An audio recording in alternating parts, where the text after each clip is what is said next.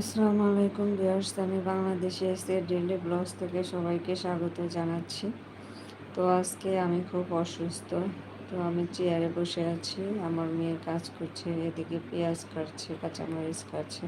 সে আমাকে কাজ করতে দিচ্ছে না। তো আমি চেয়ারে বসে আছি আর ও কাজ করতেছে, পেঁয়াজ মরিচ কাটছে। তো আমার ভয় লাগতেছে যে ও যদি হাত কেটে যায়, সেই জন্য আমি চেয়ারে বসে আছি।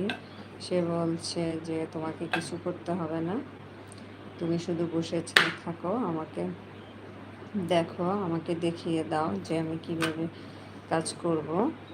তো সে মরিচ কাটছে এখন।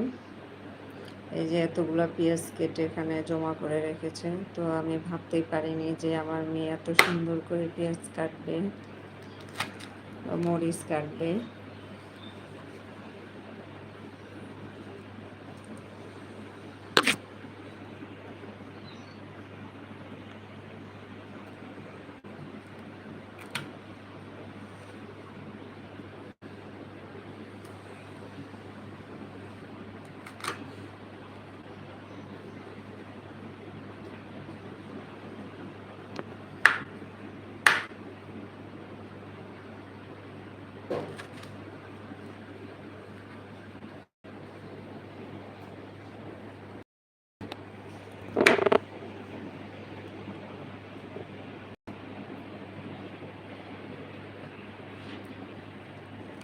আসলে এরকম যদি সব বাচ্চারাই লক্ষ্মী হতো, সব মেয়েরাই, তাহলে সব মায়েদের দুঃখ বুঝে যেত।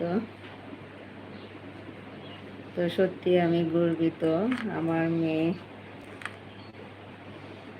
এত সুন্দর কাজ পারে, আসলে আমি নিজেও জানতাম না। তো আজকে যদি আমি অসুস্থ না হতাম, হয়তো জানতে পারতাম না। ও সবসময় বলে আমি পারবো মামনি, তুমি আমাকে কাজ করতে দাও না, আমি পারবো। কিন্তু আমার ভয় লাগে যদি হাত কেটে ফেলে বা হাত পুড়িয়ে ফেলে চুলার কাছে গেলে, সেই জন্য আমি যেতে দেই না। তো আজকে আমি বুঝতে পারছি যে না, আসলে আমার মেয়ে বড় হয়ে গেছে। কবে কবে আমার মেয়ে বড় হয়ে গেল, আসলে আমি বুঝতে পারিনি।